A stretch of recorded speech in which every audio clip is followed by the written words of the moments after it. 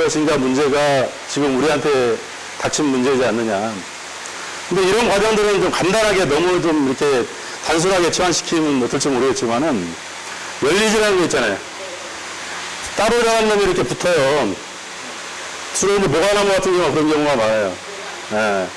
여기 그 지리산에 그 화엄사 들어가면 구충암이라고 있는데 구충암에 보면은 기둥 두 개가 이상하게 생긴 기둥이 있어요. 그 고인 기둥이.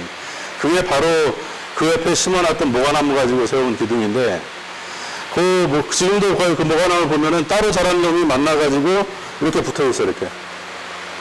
이거는 뭐냐는 거지. 예. 사랑. 사랑이 있어. 아니, 그렇게 다 연관들이 되는 것 같아요. 여기서 정기현 선생이라고 닭을 키우는 양반이 있는데, 이 양반하고 어제 오늘 계속 얘기를 하는데, 인간의 모든 정치적인 문제라든가 그런 문제들이 닭장에 다 있다는 거예요, 똑같이. 참, 인간이 대단한 줄 아는데, 이제 별게 아니라는 게 밝혀져 버렸죠. 근데 그런 상황에서 우리는 어떻게 할 거냐. 그리고, 우리나라 때만 해도 이렇게 우리나라 바깥에 뭐가 있는지 잘 몰랐어요. 근데 요즘은 이제 세슘으로 세계가 하나가 됐기 때문에 어린아이들도 세계가 하나로 움직인다는 걸 알 거란 거죠. 그랬을 때 우리는 어떻게 생각하고 어떻게 또 자기 일을 해나갈 거냐. 근데 그런 것들은 사실 이 선사들의 말들을 들어보면은 물 이거 딱 떠가지고 이걸 쳐다보고 있어도 우주가 다 보인다고 얘기를 했죠. 옛날에 부처가. 근데 뻥인 줄 알았는데 뻥이 아니더라니까.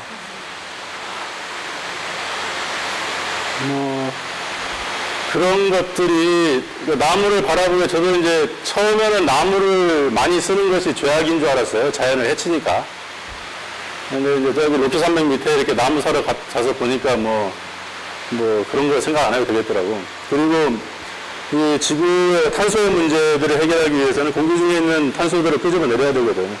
인간이 땅속에서 공기에 뿌린 거였다가 다시 땅속으로 집어넣어서 묻어놓거나 아니면은 이 나무를 좀 오랫동안 써줘야 돼요. 그게 난 해법이라고 생각을 하거든요. 그렇게 생각이 되고 나니까 나무를 막 써야 되는 거예요, 이제. 붉은 나무를 막 쓰고. 그리고 가급적 지금 철을 만들 때도 떼야죠. 석탄을 떼든지 요즘에는 석유로 만든 타이어를 떼고 쓰레기를 떼고 그러니까 거기에 다이옥신이 들어와서 아토피 생기고 이렇다고 얘기를 하는데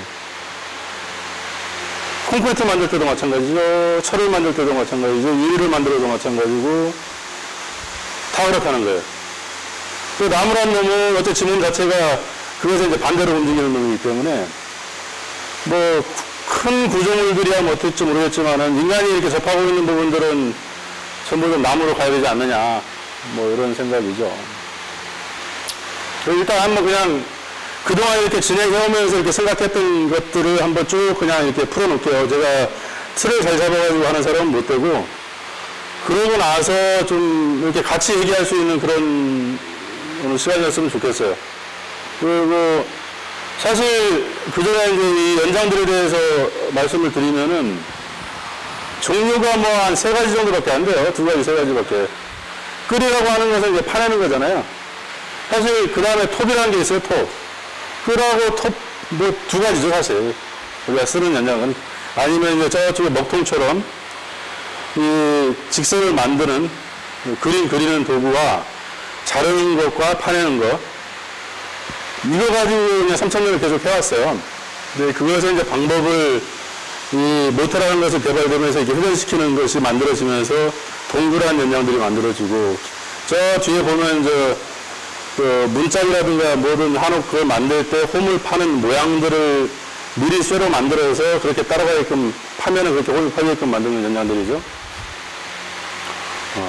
그런 연장들도 좀 있고 그것이 사실 저 연장 하나 만드는 데까지 날물에 보면 이제 텅스텐 카바이드라는 텅스텐 가지고 만든 아주 단단한 그러니까 다이아몬드보다 다이아몬드 다음으로 단단한 소재가 붙어 있어요.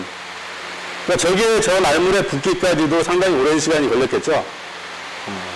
그런 연장 하나하나 안에도 다 그런 인류가 이렇게 기술이 발전했던 그 과정들이 담겨져 있죠.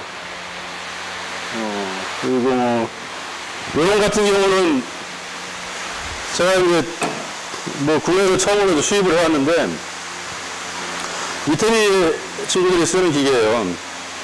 이게 어디 쓰냐면 여기다가 다이아몬드 날을 끼워서 돌 있죠, 돌 조각.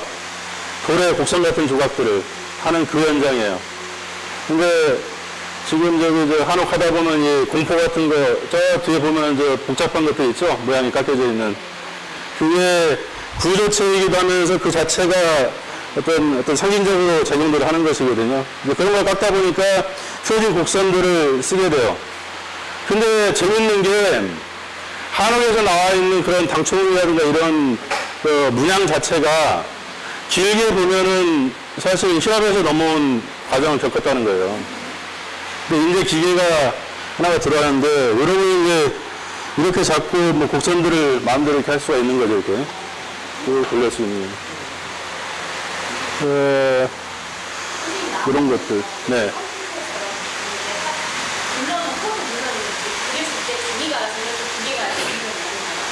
CNC가 가지고 할 수가 있어요. 제가 이제 그 한옥 주로 뭐 한 8년 동안 했던 작업이 한옥은 장인의 손맛이요. 뭐 이런 것.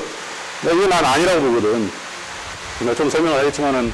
그래서 그 한옥이 가지고 있는 그 비례라든가 그런 곡선들이 전부 수치적으로 해석이 가능해요. 그래서 그것을, 이렇게 기계에다가 프로그램만 집어넣으면은 충분히 깎아낼 수가 있죠. 근데 문제가 뭐냐면은 옹이 같은 거라든가 나무의 자기 성질의 문제예요. 그 문제가 워낙 다양해. 이 연장이 완전히 세가지고 그런 걸 그냥 치고 나가버리면 되거든요, 여기는. 저기 사실 저 대패 같은 경우에도 손으로 깎는 대패. 이 대패가 여기 보면 이제 억결이라고 있어요. 결이 이렇게 난 게 있고 이렇게 한쪽으로 나기 때문에 가령 이쪽에서 깎게 되면은 결이 찢어져 버린다고. 그래서 딱딱 떨어져 나가버려요, 틈들이. 그래서 순결로 대패질을 해야 돼요. 그런데 거기에서 한 단계 발전한 게 이 덧날에다가 덧날을 살짝 껴가지고 보통 대패 날이 거의 뭐 세포 하나 정도 이렇게 켜낼 수 있는 정도로 작업을 하거든요. 그러면 요 하나 살짝 꺾어져 올라온 것을 덧날이 한 번 더 꺾어져요. 그렇게 해서 이게 찢어지는 이유는 이제 파고 들어가가지고 쭉 밀었을 때 이 덩어리가 들고 일어나니까 그 다음 부분이 같이 살까지 뜯어 올라가니까 되는 거거든요. 여기서 덧날 하나 껴주면은 올라온 걸 탁 꺾어줘. 그러면 더 이상 요 나온 덩어리가 뒤에 거에 힘을 미치지 않거든요. 그런 방식으로 해서 반대로 밀어도 깎아지게끔 하는 기술이 덧날 기술이에요.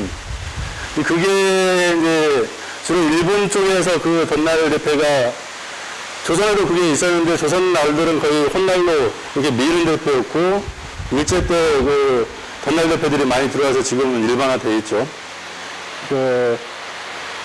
뭐 그런 것들이 있지요. 그게 뭐 좀 정신없이 말씀을 드릴 테니까 알아서 해석을 하십시오. 뭐 그래서 그냥 생각들이 이렇게 원래 일을 하는 것은요 그냥 근육에 기억이 되는 거예요, 목숨은. 그리고 몇 가지 공식들을 가지고 식들을 가지고 이렇게 일들을 하는 건데 한 8년 전에 경복궁에서 나오면서 이제 고민을 했던 게 이 한옥이 좀 많이 지어졌으면 좋겠는데 그러려면은 현대건축 한 양반들이 한옥을 가지고 놀아야 돼요. 근데 접근하는 방식이 반대로 되어 있어. 현대건축하고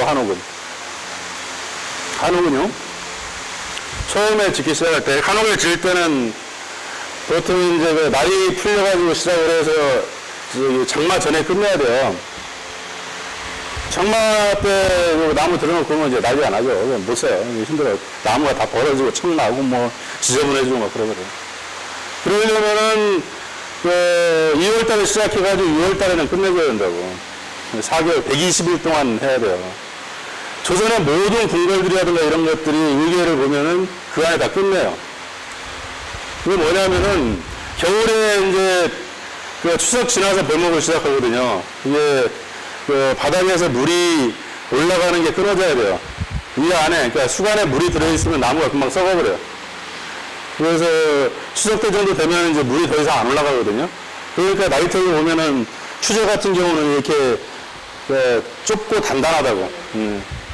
크지 않고. 춘제 같은 경우는 좀 넓고 이제 약간 야가죠.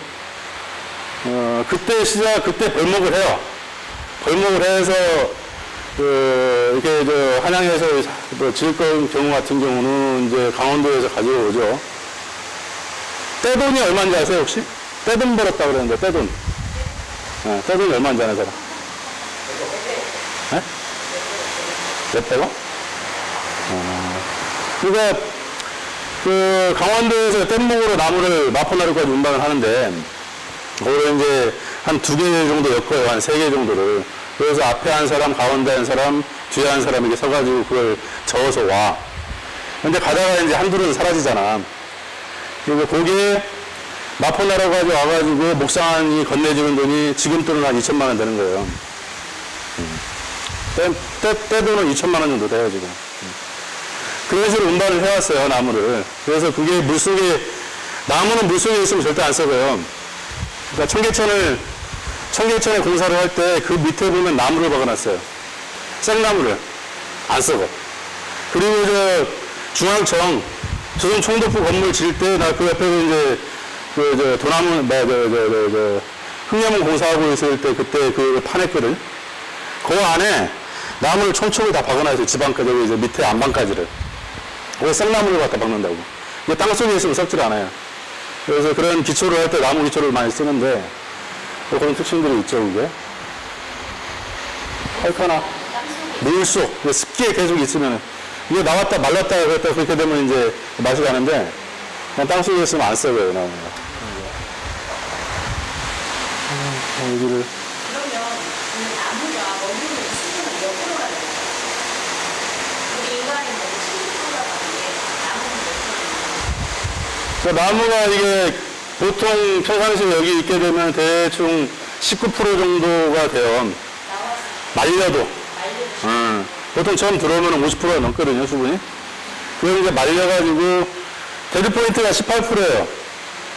그리고, 가구를 쓸 때는 보통 이제 13%, 14% 쓰는데, 이 일반 공기 중이 19%이기 때문에 다시 습기를 먹게 되는데, 문제는 세포막 안에 있는 습기가 빠져나왔느냐, 안 나왔느냐 문제거든요.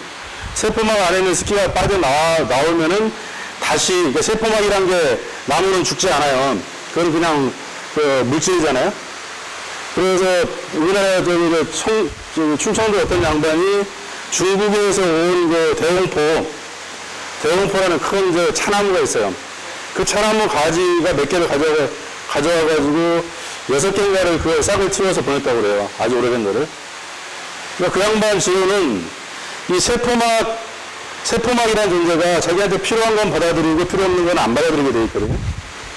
근데 이 세포막에서 이쪽 공기가 워낙 건조하게 되면 이 안에 있는 습기가 막을 통해서 나가게 되죠. 그러고 나서는 다시 안 들어간다고 그래요. 물론 다른 압력을 넣거나 지금 방부제 같은 경우는 가압방수를 세게 해가지고 그 안에다가 액체를 중금속 같은 그런 걸 집어넣어가지고 썩지 않게끔 만드는 그런 기술들이 좀 있는데 이 세포막이 스스로 문을 닫았기 때문에 그래요. 근데 그 노린내 같은 경우는 세포막을 열게끔 하는 기술을 가지고 있는 것 같아요. 이런 나무 갖다가 싹을 튀어온다는 거죠. 죽은 나무. 그러니까 나무는 죽지 않아요. 완전히 태워버려 탄화시키기 전까지는 그것은 작동하게 돼 있어요. 나무라는 것은. 그러니까 재밌는 거예요. 나무라는 게. 시작이죠.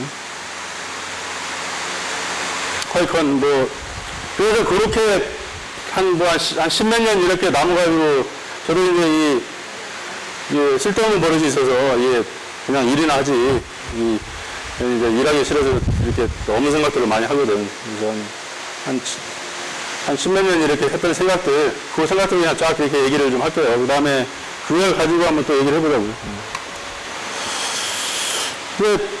이게 한옥에 대해서 저는 이제 원래 아버지가 어릴 때 이제 한옥도 하다가 할아버지가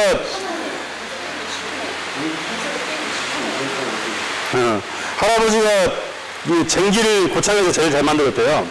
쟁기, 소 굴고 하는. 그리고 제일 특기가 이제 짓질 때 주초 놓는 거. 주초에 천명 본다고 그래서 이 가로에서 잡는 것하고 그 비례 놓는 거, 이게, 그 다음에 수평을 봐야 되거든. 옛날 수평 어떻게 봤는지 아세요? 요즘은 이제 저걸로 하잖아요. 호스. 물을 써가지고, 물에 높여가지고 수평을 잡죠. 수평이잖아요. 근데 예전에는 그 밑에다가 홈을 파게. 홈을 파가지고 물을 부어. 그래서 물 높이를 이제 재는 거야, 그게. 그렇게 하거나, 긴 나무에다가 물을 넣어가지고 높이 잡아가지고 하는. 말 그대로 수평이에요. 뭐 그런 주도로 높이들을 잡아내는 그런 것하고, 쟁기는 제일 잘 만들었다고 하더라고.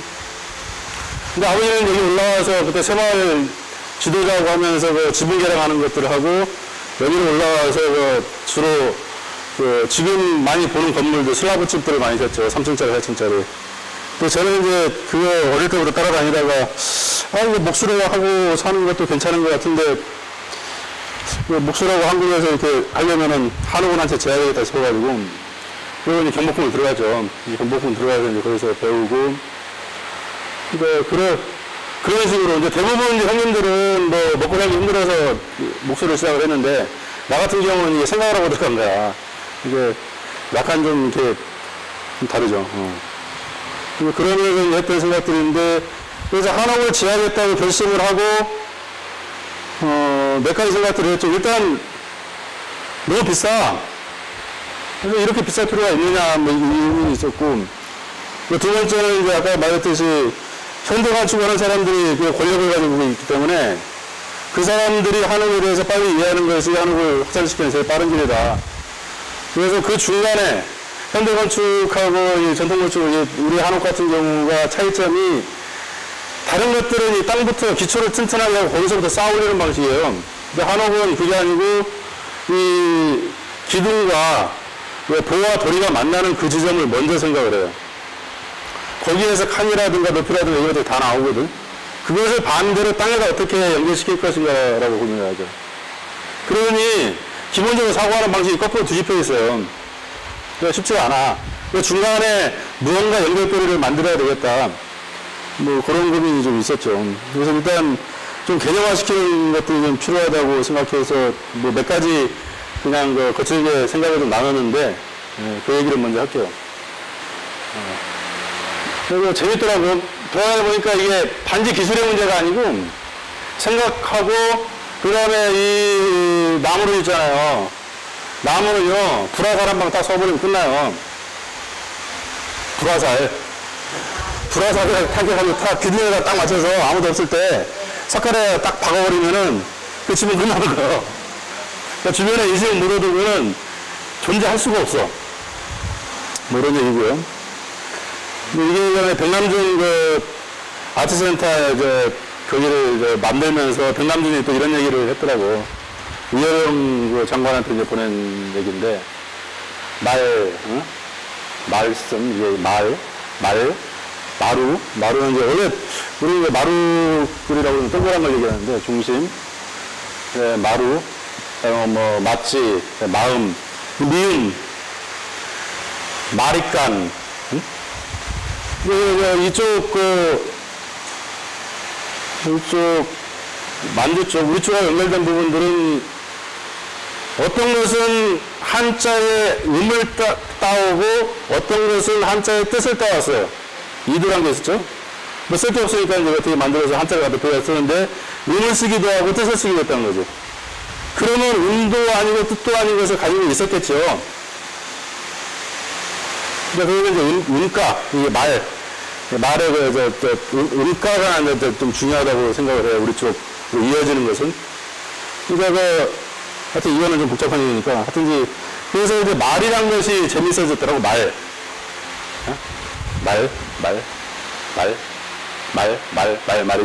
그래서, 이 세 가지 말을 타면은 괜찮겠다. 말 타나노 이렇게 이름을 만들었는데, 재밌잖아요.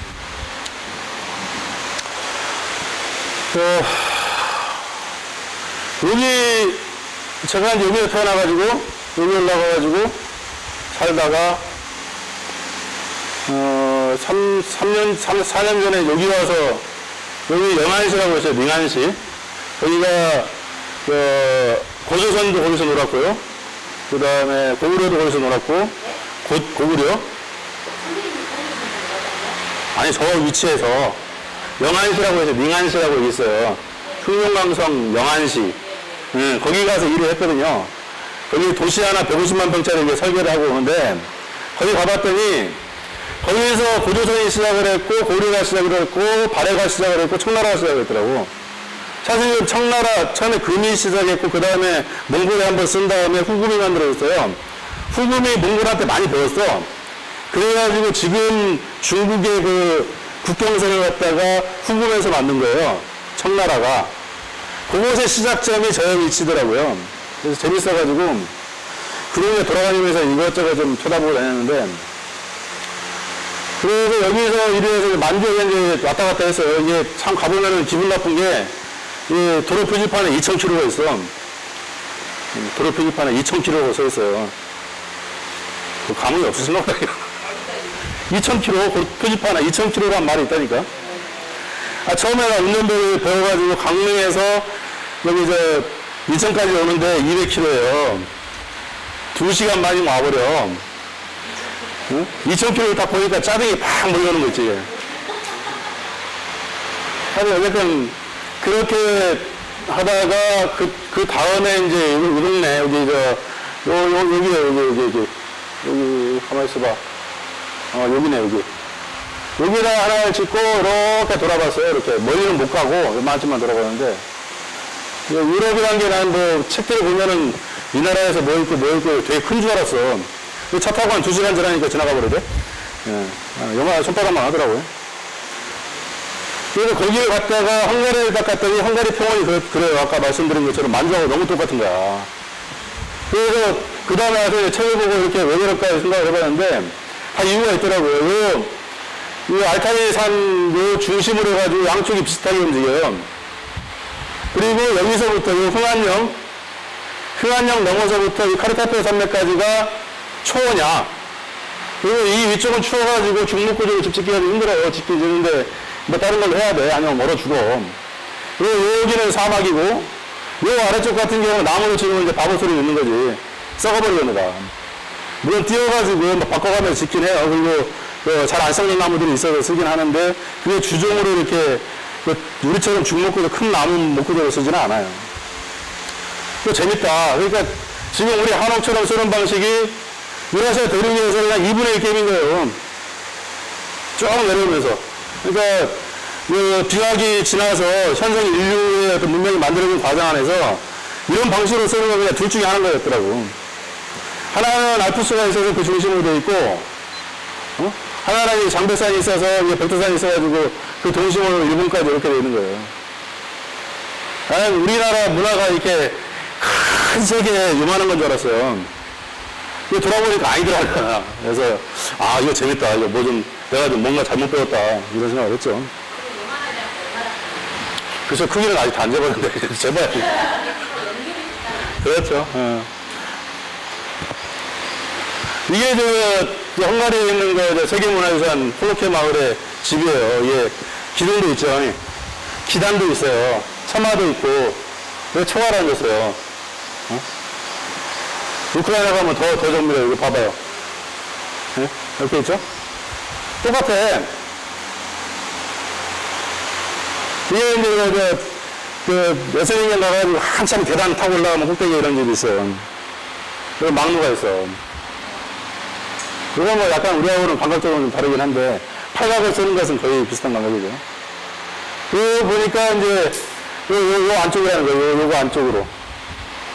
응? 요거 안쪽으로. 사실, 요 근처에서 아틀라가 나무로 집을 짓고, 서로마디하고 한판 붙었죠. 그래서 거기, 그쪽에 여자가 들어오는 바람에 돌로 집을 짓고 하다가 막는 거지. 그게 1세기인가요? 1세기인가 그럴 거예요, 아마. 그럴 거예요.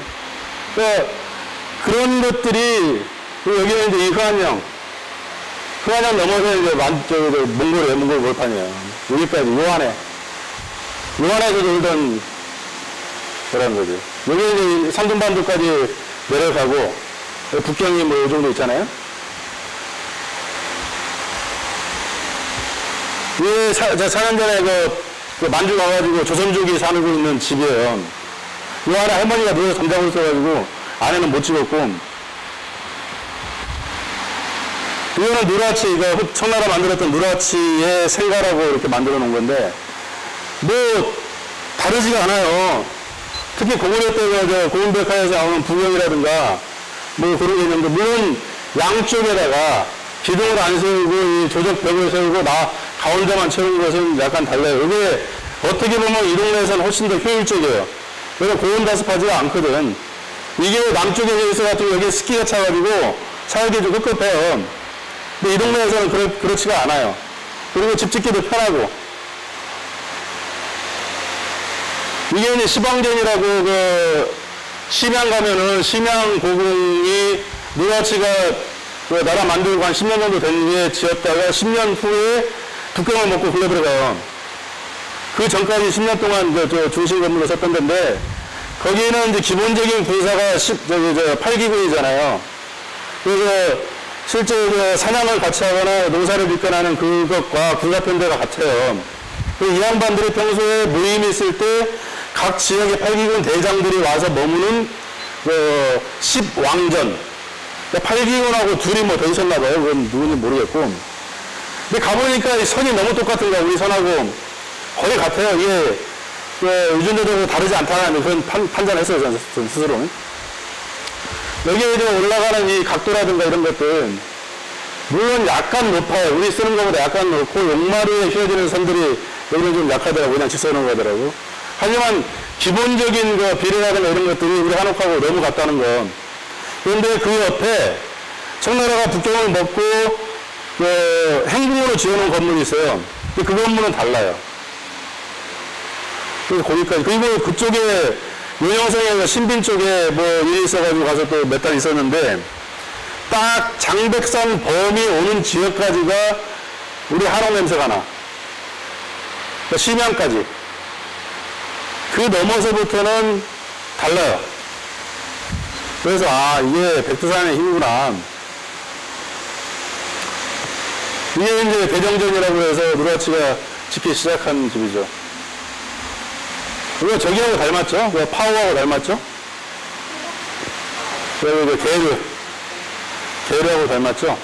그리고 인간이 천원 지방이고 가장 지극한 것은 원인데, 인간이 가장 가까이 갈 수 있는 것은 팔각이라고 그러죠. 그것도 2층으로 했어요. 뭐 이런 얘기를 했죠. 이거 뭐 김남수 씨가 뭐 얘기를 저번에 했던, 왜냐하면 이 정리를 김남수 씨하고 같이 해가지고 얘기하고 있는 내용들인데, 아니 그 신채원 선생 책 읽어보니까 너무 재밌더라고. 이거 주하겐이라는 사람이 그런 얘기를 하더라고요. 2009년도인가 책을 냈는데, 마자르족 있죠? 마자르족이 헝가리를 만들거든요? 근데 그게 9세기경에 갑자기 나타나요.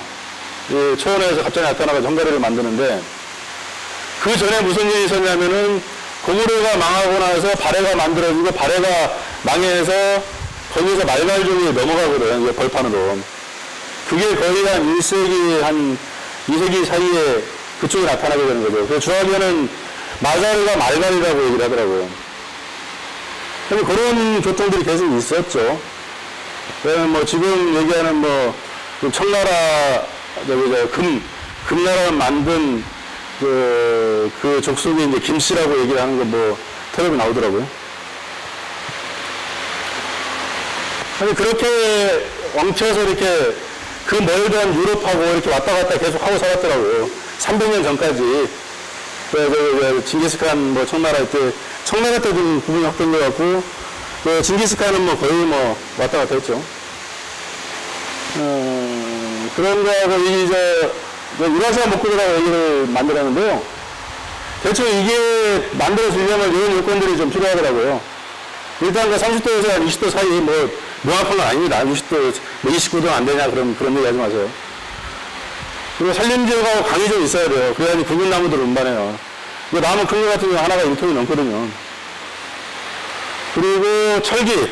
그 대략 기원전 한 5, 6세기경에 시작하지 않았나. 그 유물들로 봐도 그렇고. 물론 그 전에도 신석기 시대라든가 청동기 시대에 어떤 나무로 만든 유물들이 나오긴 해요. 근데 본격화된 것이. 그리고 또 한 가지가 그것을 짜맞출 수 있는 기술이라는 것은 바로 이 노마디 테크놀로지의 영향이다 이렇게 보는 거죠. 그것은 구체적으로는 마차라는 이따 설명하겠지만 그런 부분들에 대해서 생각을 했어요. 그러니까 이게 유럽 쪽에서 주로 쓰는 구조 방식이고 중국 구조 방식이고 여기 이제 중국 아까 보신 심양 공구에서 찍은 거예요. 이거 같은 거 가는 목적으로 하고 이 가설하는 걸 만들어요. 이거 나무를 갖다가 사각으로 만들어놓으면은 제일 안정된 구조가 삼각구조거든. 사각으로 만들어놓으면 분명히 돼 있어. 그걸 가설로 박는 방식을 저쪽에서는 쓰고, 그다음 이쪽 같은 경우는 부분 목적을 결합을 해서 약간 다른 방식으로 써요.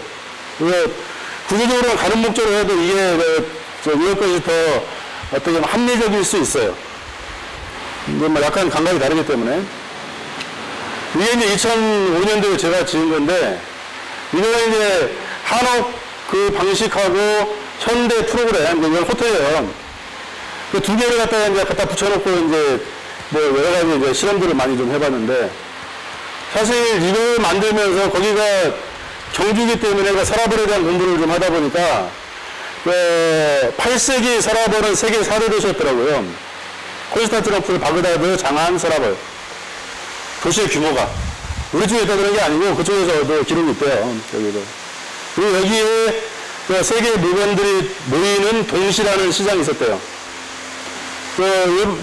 신라 고문에 보면은 노만글라스가 나오잖아요. 유리 제품들이. 그게 왕래가 있었다는 거예요, 그래서. 그렇게 보니까 이게 서양 것을 갖다 억지로 껴맞추는 게 아니더라는 거지. 그리고 저기 같은 그때 당시는 온도를 많이 안 썼어요, 남쪽은. 그냥 이렇게 입식 방식을 썼다고. 되겠네. 그래서 이렇게 짜집기 해가지고 만들었었죠. 네. 건축을 하시는 분이 흙으로만 집을 지었을 때와 전형적인 사용했을 때 흙으로만 짓는 분이 춥다고 하는 게 꽤 많아요. 관련을 두 가지로 볼 수가 있어요. 그러니까 화해마을 가면요, 이렇게 멋지게 기와집으로 하고 벽체가 얇잖아요. 2치반밖에 안 써요. 75mm밖에. 이렇게 해놓고 거기다가 덧창 몇 개 넣어놓고 방바닥을 뜨겁게 하는 거예요. 그렇게 살아요. 옷 입고. 이런 게 있고, 거기 쭉 벗어나면 외국 노비들이 있어요. 저금난 노비들 집은 하룻밤새 집을 져야 돼. 일을 해야 되니까. 그럼 어떻게 짓냐면은 포장을 이렇게 두껍게 싸요. 그리고 깊게 해놓고 여기다가 거저에 집을 깔아놔요, 마침. 그리고 위에다가 이제 거저를 덮어. 그럼 요놈이 겨울에 이렇게 발효가 돼. 왜 훈훈해. 불 못 떨어지고 그렇게 산 거예요. 그러니까 그거는 그냥 벽체만 볼 게 아니고 지금의 방식을 어떻게 선택해야 할지 그 다양한 것들이 있는 거예요. 그거는 이렇게 하면 되고.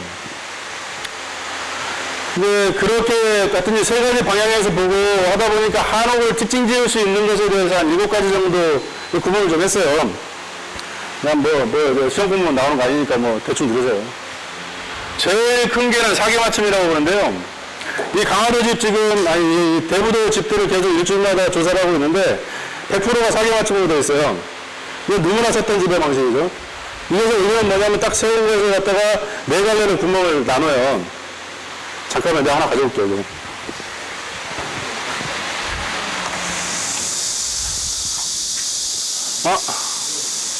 여기 없나?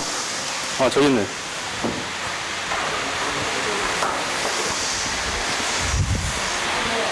이렇게 이제, 이거는 아까 오전에 외부에서 온 친구들하고 평상 하나 짰거든요. 사계맞춤으로.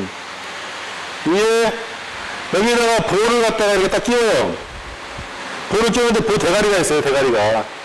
그래서 이 보 대가리 사이에서 이렇게 꽉 조여줘. 그 상태에서 주먹장이라고 해가지고 이렇게 해서 첫 집어넣어요. 그러면 이게, 가로 세로, 이게 가로 세로하고 이게 밑으로, XY Z축이 딱 물리는 거예요. 근데 이게 다른 구조하고 좀 다른 게, 이건 좀 생각을 좀 해야 돼. 그리고 대가리 속에서 이 3차원을 갖다 그리고 있어야지 가능해요. 근데 중국 거 같은 경우는 볼을 꽂아놓고 올려놓고 이 위에다 도리를 얹어요. 일본 거 같은 경우는 도리를 갖다가 먼저 끼워놓고 이 위에다 볼을 이렇게 덮어서 얹는다고. 이 방식은 밑에 걸 짜고 위를 할 수가 있어요.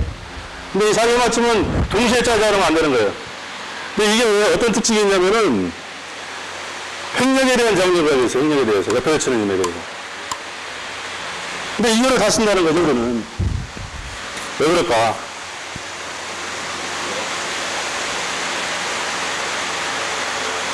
아니, 여기서 왔다고 생각을 하죠. 마차에서 왔다고.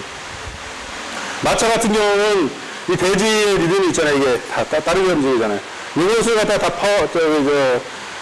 감당을 하면서 움직여야 되는 거예요. 그래서 결국 방식들이 그 한쪽으로만 되는 게 아니고 그 사방에서 오는 힘들을 갖다 잡을 수 있도록 맞춤이 돼야 되는 거죠. 그래서 작년에 몽골 갔을 때 그 두개 가지는 걸 찾았는데 이게 턴이라는 거예요. 계열의 그 위에 있는 동그란 거. 저기다가 다 이제 착가를 꽂아가지고 원을 만들게 되는데 마차 바퀴 같죠. 네. 여기에서 결구 방식을 엇거리 산지 맞춤이라고 해요. 한국에서도 많이 쓰는 방식이거든.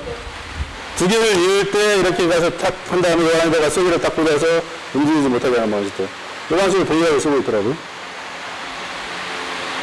사기 맞춤이라고 하는 것은 이게 이제 나공 질 때 과정인데, 무한히 이제 확장할 수 있어요. 계속 붙어갈 수 있어요. 하나 재워놓고 또 붙이고 계속 나갈 수가 있는 거죠. 이런 특징을 가지고 있어요. 네, 라군이고. 저런 식으로, 그러니까 거의 하루에 한 채씩 전화갔어요, 이렇게. 쭉 전화가는. 그러니까 굉장히 빠르죠. 저걸 짓는데 100일 걸렸거든요. 10월 12일날 모탕고사 지내가지고 1월 21일날 상량을 했으니까 목표를 따는데 100일 정도 걸렸죠. 근데 그렇게 할 수 있어요. 왜냐하면 그때 목수가 107명을 모았는데, 그러니까 경복궁 때 모인 이후로는 단일 현장의 최대인 거지. 그렇게 하면 한 20% 놀아요. 엄청나게 날라가. 근데 그럴 수밖에 없어, 또. 그냥 두 번째가 이제 그레이질이라는 수법인데, 아까 말했듯이 공중을 먼저 따기 때문에 바닥의 형태가 불규칙하게 되는 거죠. 그리고 불규칙한 거 갖다 억지로 자르지 않았어요. 높으면 높은 대로, 낮으면 낮은 대로. 왜냐하면 위에가 짜져 있기 때문에 이미 우리는 머릿속에 자기 틀이 딱 있는 거야. 그것을 발을 내리면서 발에 힘을 조절하면서 서 있는 거죠.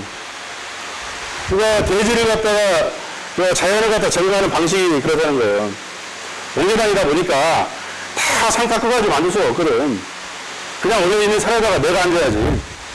그러니까 그런 변화하는, 움직이는 것이 안장을 넣는 방식으로 집을 짓는 거예요. 그러니까 안장이 말을 다치게 하면 안 되겠죠.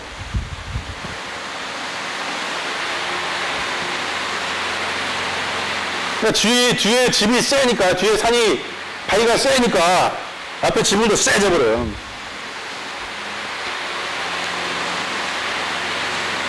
그런 식의 감각들이 그 자연과 대응하는 방식으로 계속 발전을 하죠. 뭐 이렇게 좀 정리를 해봤는데, 그러니까 말 위에 안장을 얹듯이 산 위에 집을 올리는 것은 그래밍부터 시작을 한다. 그 만나는 저점들에 대해서 미술적으로 해나가는 작업들을 하죠. 나는 기본적으로 선택을 인공능력에 분할된다고 이게 설명되고, 나는 기본적으로 선택을 인공능력에 분할 줄라고 본다고 했는데, 네. 거기에 대한 누가 설명되고 그러니까 뭐가 빠진 것 같은데, 말이? 어쨌거나 산이, 저 중심에서, 중심이 되는 건물에서부터 그런 얘기를 들었어요, 어떤 사람한테. 유라시아 판이 있다고 그래요. 암반이. 그 판이 이 한반도로 이렇게 온대요. 그러니까 그런 힘으로 이렇게 땅 자체도 리듬을 가지고 있다는 거죠. 이것도 지질시대 때 뭐 부딪히거나 어떤 충격파를 받고 어떤 비슷한 그 성분들의 암석이 산으로 만들어지거든요. 그래서 약한 부분들은 깎여져 나가고 원래 있던 그 파동 자체가 드러나게 돼 있어요. 차를 타고 중앙고속도로 이렇게 쭉 가다 보면은 저 멀리 있는 산의 형태하고 앞에 있는 상태가 플랫타일 쪽으로 이렇게 연관이 되어 있다는 걸 느낄 수 있을 거예요. 우리 조상들이 산에 대해서 얘기를 할 때, 그것의 특성을 얘기할 때, 어떤 백두산부터 내려오는 어떤 맥에 따라서 그 맥의 특징과 그 성질에 대해서, 그리고 그것은 어떤 성질이기 때문에 우리는 이렇게 해야 된다는 그런 얘기를 한 적이 있죠. 그렇다는 얘기예요. 그러니까 이 하나의 유동하는 힘으로써, 움직이는 힘으로써 산을 파악한다는 것이죠. 그것 또한 생명체로 보는 것이죠. 다르지 않은 그런 거죠. 그리고 여기서 그 유기체하고 관계하는 방식은 상극의 에너지를 구조한다라고 저는 생각을 하는데, 이게 상극과 상생이라는 개념이 있잖아요. 오행에서. 상생이라는 것은 나무가 타가지고 불이 나고, 불이 나가지고 재가 땅이 되는 것이고, 땅 속에서 이 바위가 만들어지고요. 바위 틈에서 돌이 나오는 것이죠. 그리고, 바위 틈에서 물이 나오는 것이죠. 그리고 물이 다시 나무를 키우죠. 이것은 자연이 돌아가는 원리라고 보고, 그런데 인간이 하는 것은 그것을 반대로 배치를 바꾸는 것으로서 자기의 이익을 얻는 거죠. 한옥으로 치자면은 위에서 물이 떨어져요. 비가. 그걸 막고 있는 것이 기와예요. 기와 흙이죠. 토국수예요. 토를 잡고 있는 것은 나무예요. 목국토라고. 그 다음에 나무를 받치고 있는 건 돌이란 말이에요. 금국목이죠. 그 다음에 이 돌 밑에, 가장 밑에 있는 기반 밑에 불을 집어넣어요. 화극금이죠. 이런 방식으로 원래 있던 자연물에 대해서 배치를 뒤집음으로써 나오는 잉여를 인간이 쓰는 것이 우리의 생각이라는 것이죠. 그것이 어떤 자연과 이게 대응하는 방식, 같이 관계하는 방식이죠. 근데 그와 다르게, 서구적 사고는, 물론 여러 가지 있겠지만은, 어떤 기본적인 원소가 있다고 생각을 하죠. 그러면 이 덩어리 돌 중에서 그 기본적인 원소를 빼요. 그랬어요. 그럼 이 돌은 어떻게 되냐고. 이런 약간의 좀 생각의 차이가 있다고 저는 봐요. 그래서 하나의 기본적으로 적용하는 것은 상극, 그러니까 원래 가지고 있는 자연물의 특성들인데 서로 배치되는 부분들을 갖다 조정함으로써 인간의 이익을 취한다. 이런 식이죠. 그러니까 사계 맞춤 그랭이, 그 다음에 상량이라는 상량식 아시죠? 참 이게 골 때리는 건데요. 우리 목수들이 상량식까지는 왕이에요. 주인이 감히 우리 근처 말 씹지도 못하고요. 하여튼 이제 갖다 맛있는 거 갖다 주고, 그러니까 상량식이 딱 돼가지고 상량 기능을 딱 넣는 순간 뒤집혀요. 우리는 주인이 생각하는 것에 맞춰가야 돼. 근데 그렇게 넘어가는, 권력이 넘어가는 과정에서 상량떡을 주거나 술을 먹이거나 이렇게 하는 거지. 너네 앞으로 이럴 테니까 술 먹고 떨어져라는 얘기죠. 그러니까 이름을 붙이는 거예요, 거기에. 집이라는 것이 단지 목재로 그전까지는 그냥 나무 덩어리인데, 이름을 붙임으로 집이 돼요. 나무일 때 주인은 목수예요. 집일 때 주인은 집주인인 거지. 이런 과정이, 이런 것들은 어떤 그 구조에 대해서 어떻게 명명하느냐 문제거든. 그런 과정으로 이제 여러 가지 것들, 그것도 여러 가지 요소가 있으니까 한 7번 정도 제사를 지내. 그러니까 거기다 의미를 부여하는 방식이죠, 계속. 그렇게 되면 그것이 희한하게도 자기 어떤 생명력을 갖는 것 같아요.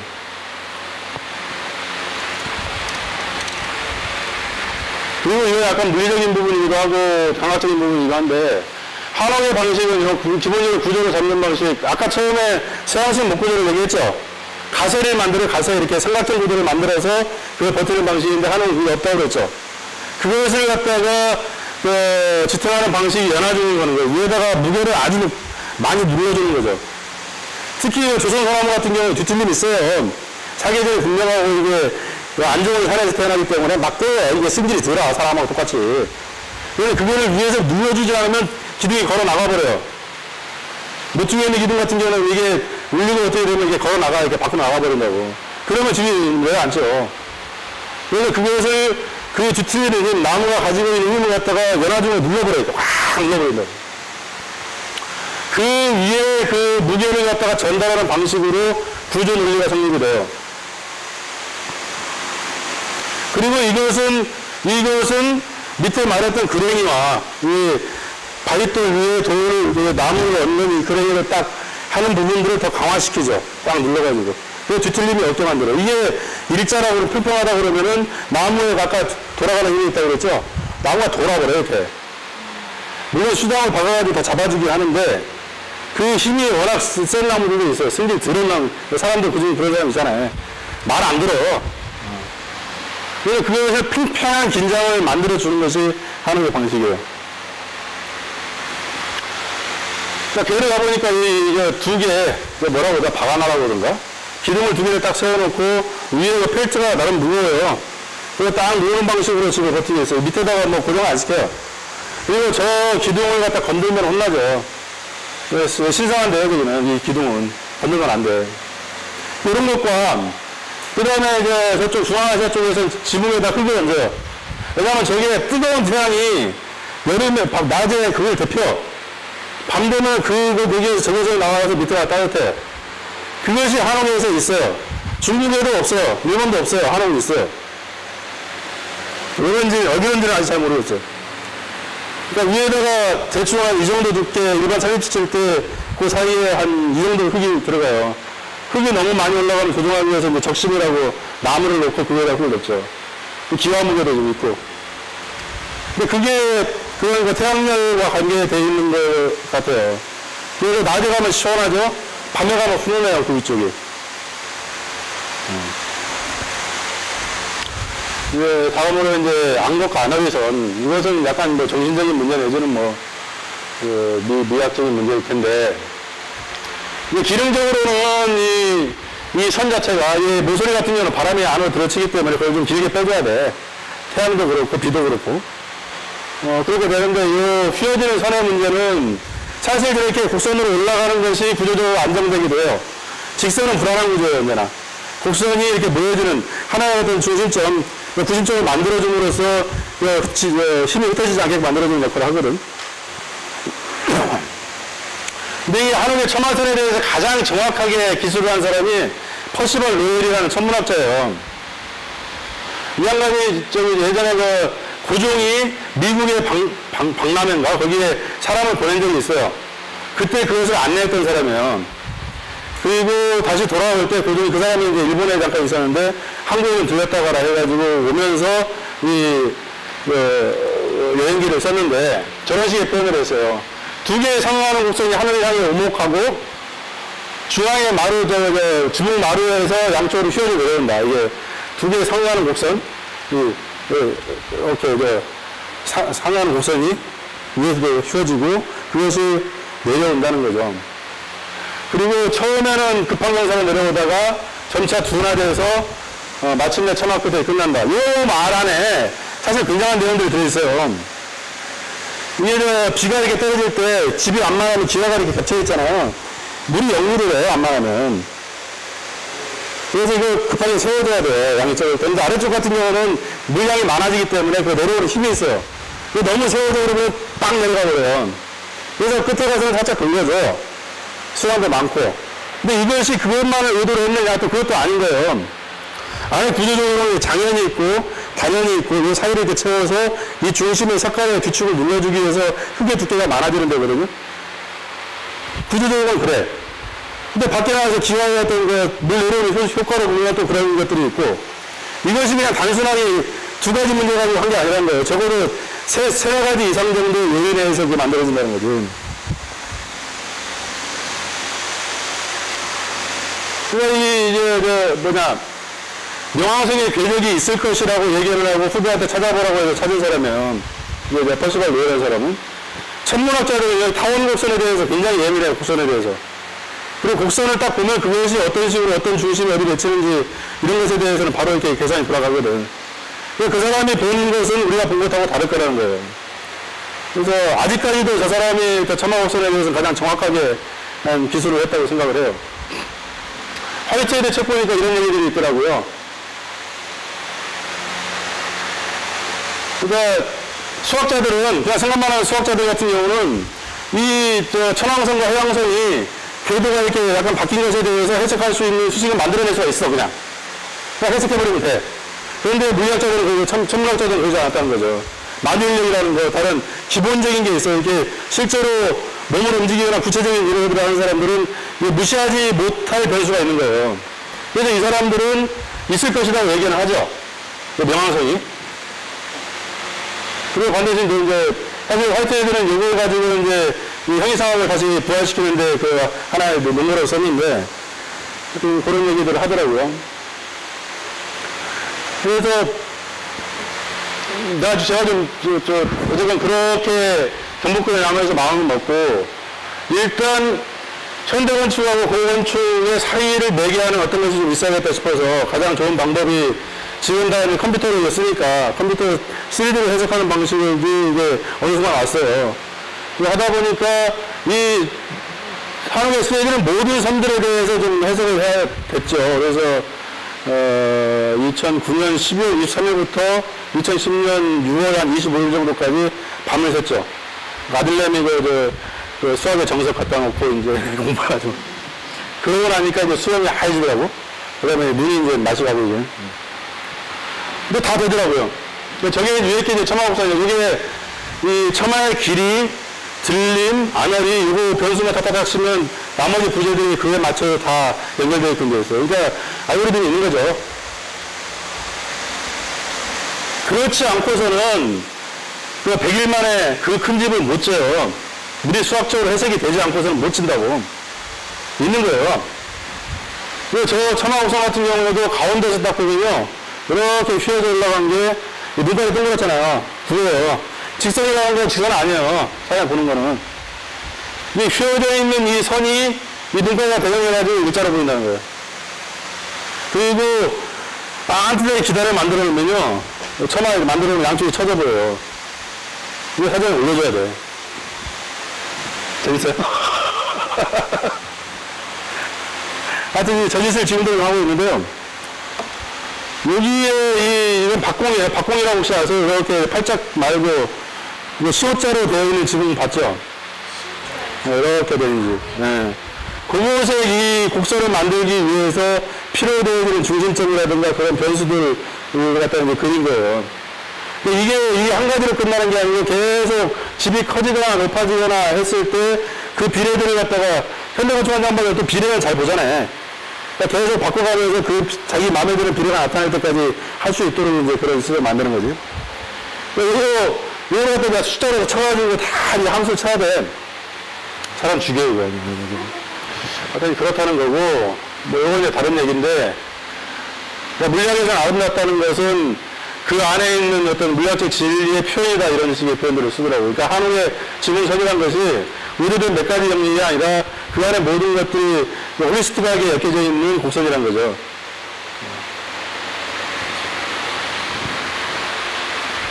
요 얘기가 이제 한옥 가지고 이 양반이 썼던 얘기더라고요. 아, 대단해요. 프랑스 예전에 그 전시하러 갔는데 거기 건축학도가 그런 얘기를 하더라고. 한옥이 르꼬르비제 선이라고. 꼬르비제 선이라고. 그래서 웃기지 말아요, 놈들.